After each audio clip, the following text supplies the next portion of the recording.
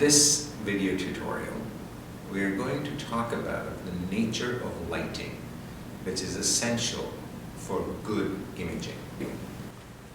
I am going to demonstrate two fundamental things: direction of light and quality of light. Quality of light is talking about the nature and quality of light in terms of being diffused and specular, which will be demonstrated through images. And the other thing that we're talking about is the direction of light and the impact that direction of light has when you leave everything else as a constant, which implies my exposure will be constant, but my light, in terms of being in one position, will keep changing its position. The relative distance of the light will be constant, so that my exposure stays constant. A good example of specular light would be sunlight without any clouds out there. And if you take a photograph with bright sun, you will notice that wherever the sun is coming from, that is the brightly lit area. And the other side, where there is no direct sunlight, tends to get very dark and with minimal information available to you. Why that happens is because specular light is coming from a point source and it creates very sharp shadows. Our eyes can see the difference, but the camera's dynamic range, unfortunately, is limited, and it is unable to see the dark space with information. In this tutorial, this is the head that we will be talking about, where we will take this head and use light coming from different directions to demonstrate the behavior of specular light and what impact it has when there is no light in the shadow space. And you will notice the behavior of shadows and the contrast range that exists in an image. On the other hand, there's diffuse lighting. Now, an easy way to explain what is diffuse lighting is imagine you're outdoors and it's a cloudy day. Not a heavily overcast day, but a partially cloudy day, for example, would be a great example of partially diffused light, where you do have a distinct sense of direction to light, and at the same time it's not as sharp and specular as direct sunlight.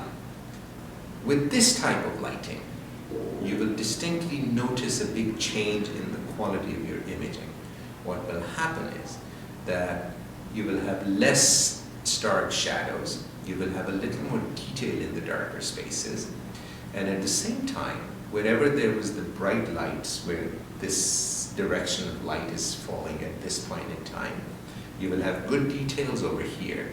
And at the same time, you will notice that there's some amount of light wrapping around, and the shadows will not fall in such a dark space that there is no information there. To demonstrate both these aspects of light and how these type of lights, when I say these types of light, I'm referring to the quality of light, one being specular and the other being diffused, how they impact the nature of your imagery in terms of the mood of the image. And for demonstration purposes, what we will do is we will actually share the transitioning directions of light, the moving lights, and primarily you will notice there will be 5 distinct directions to this light. The first one is very flatly lit, where the light is in exactly the same position as the camera is. That's position 1. That is like being outdoors, making sure that sunlight is coming from directly behind you. You will notice a certain type of image in terms of the feel to the image. Leaving the exposure exactly the same, what if now I were to place that sun at roughly about 45 degrees from my camera position and with reference to my subject? So if this guy is my subject, the camera is still right there, All I'm doing is moving the light from here to here, which is at 45 degrees. You will notice a different behavior of light. The next one, moving the light to a 90-degree angle with reference to your camera and to your subject. So the posture of your subject is still not changing, but your light is moving around. Now somebody may come and ask, oh, but I can't move the sun. Obviously not. But you can always move your camera and your subject with reference to the sunlight. So you will still manage to get exactly the same directions, leaving the exposure exactly the same, because all you're really trying to do is create references for yourself.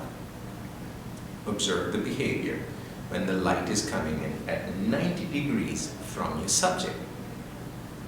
The next step would be taking the light to 135 degrees, so it's away from the camera. So what I'm really doing is, I started at 0 degrees, I moved to 45, then to 90, then add another 45.